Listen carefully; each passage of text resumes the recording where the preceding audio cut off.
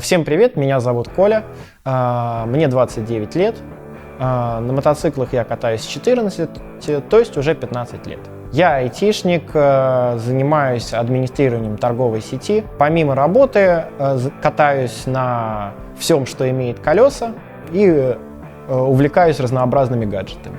Первым моим мотоциклом был Suzuki Street Magic скутербайк 50 кубиков, на нем я откатался 2 года. Потом был Honda Bros 89 года, на нем я отъездил 4 года, после чего я взял себе Harley Sportster 96 года выпуска. На данный момент я езжу на Yamaha SR 400 кубиков 2001 года выпуска, переделан японцами под Brad Bob. Собственно, я не хотел брать стоковый мод, потому что не хотелось заново начинать всю историю с постройкой, потому что Harley был сильно запилен с нуля. Я всегда думал, что японские кастомайзеры очень вдумчивые и делают очень качественно, но когда я начал искать мотоцикл в Японии, большая часть мотоциклов, которые я находил на аукционах, были жутким колхозом. И даже тот мотоцикл, который я нашел и который выглядел максимально аккуратно, оказался с кучей странных решений, косяков и тому подобного. Это было довольно удивительно.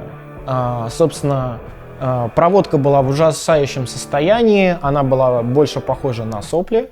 Было очень много лишних кронштейнов. Некоторые кронштейны были сделаны ужасно. Например, бак был закреплен жестко, из-за чего крепление бака постепенно просто вырывало. Соответственно, мотик пришлось полностью разбирать, срезать и переделывать многие крепления по раме. Я полностью разрезал закастомленную японцами проводку и собрал ее заново в максимально минималистичном ключе. SR400 я выбрал по той простой причине, что я хотел максимально легкий мотоцикл, обязательно с кикстартером, максимально простой по конструкции и в обслуживании. При этом тот, на который есть много каталожного тюнинга, потому что я привык к Харлею, на которой есть тюнинг практически на все что угодно и на любой вкус и цвет. Вот. SR400 в этом плане оказался практически безальтернативным. Простота, отсутствие дурацкого аккумулятора, потому что аккумулятор — это такая штука, которая, если ты про нее забываешь, то ты приходишь к мотоциклу, и ты не можешь его завести, и это жутко раздражает. Плюс кик — это красиво, в конце концов. Ну, собственно, пилить мотики я хотел всегда, но у меня не всегда на это были деньги. И вот первый, собственно, мотик, который я запилил, это был Harley. После скачка курса доллара пилить Harley стало очень дорого, плюс стилистика, в которой он был, предполагала быструю езду, а с возрастом я понял, что быстрая езда на дорогах общего пользования — это не очень хорошая идея. И, собственно, Harley пришлось продать и купить что-то, на чем можно ездить с удовольствием на небольших скоростях.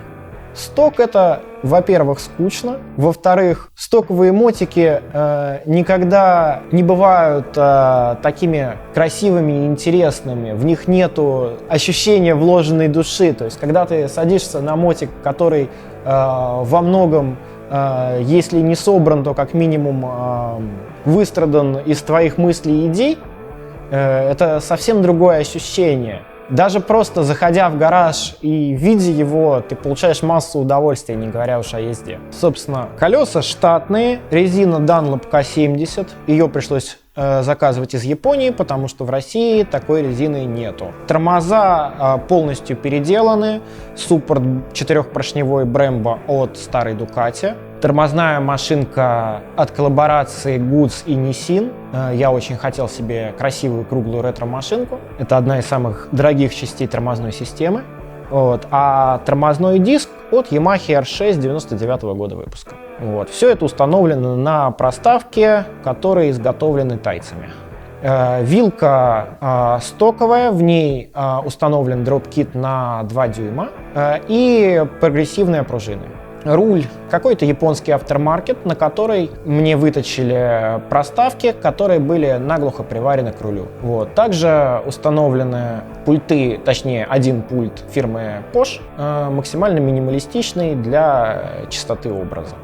Вот. Ручка газа от красача Yamaha WR450. Стоит дайтоновский термометр, потому что движок пилен и следить за температурой крайне необходимо.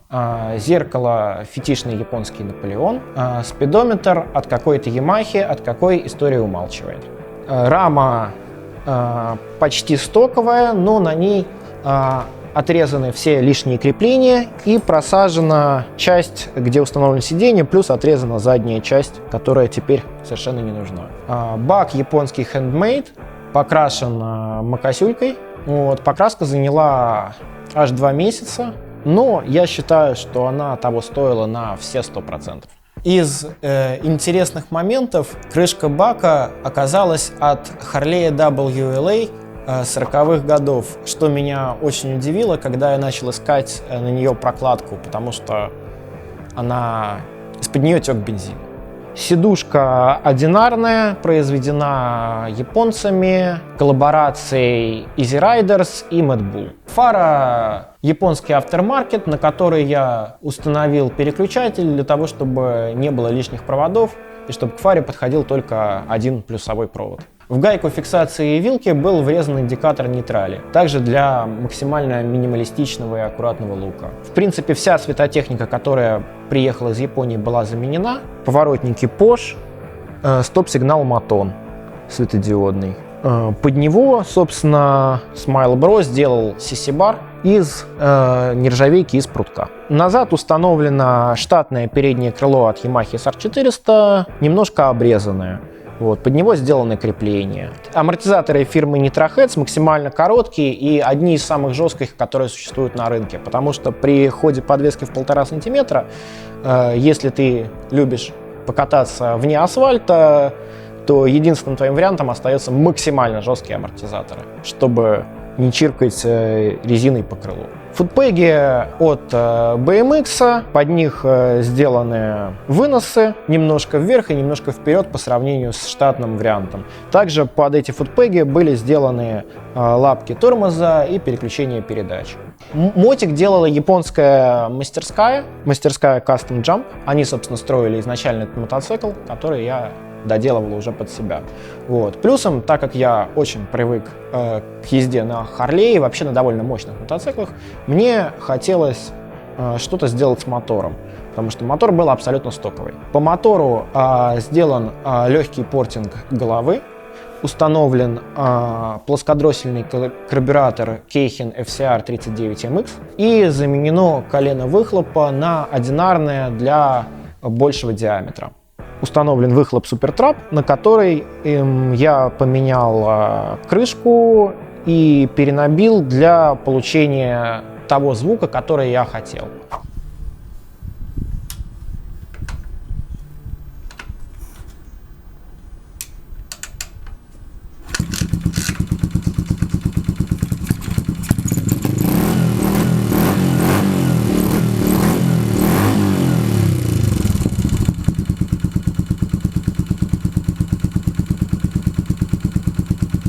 Цвет колена выхлопа получился довольно интересным, потому что выхлоп очень горячий и черная краска сгорела. Мне очень понравился получившийся цвет, и я решил оставить так.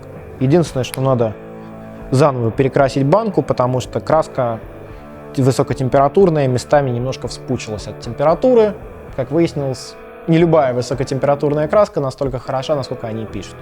На мотор были повешены красивые крышечки и короткая ручка декомпрессора. Собственно, не считая тюнинга головы, по мотору это все.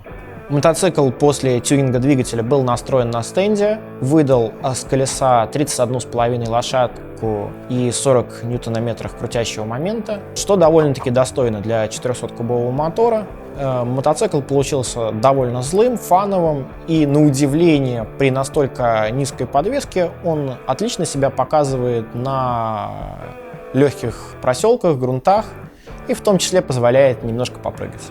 В дальнейших планах увеличение объема двигателя либо до 500, либо до 533 кубов, увеличение степени сжатия и более злые валы.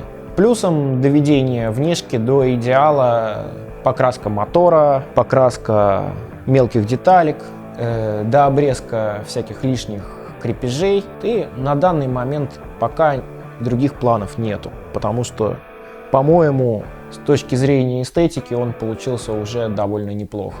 Такой мотоцикл, несмотря на массу недостатков и довольно своеобразный комфорт, приносит массу удовольствия даже на поездках на небольшие расстояния, на просто выездах в город или куда-нибудь на лесные тропки. И да, он не позволяет ехать так же быстро, как спортбайк, он не позволяет ехать так же далеко, как турист, он не едет по проселку так, как красач, но он умеет все, хоть и не так хорошо, как более целевые мотоциклы. Хочу пожелать всем не бояться, делать что-то свое, пилить мотоциклы.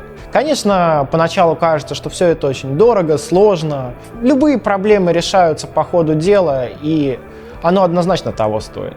Как минимум, вы получите массу удовольствия в процессе.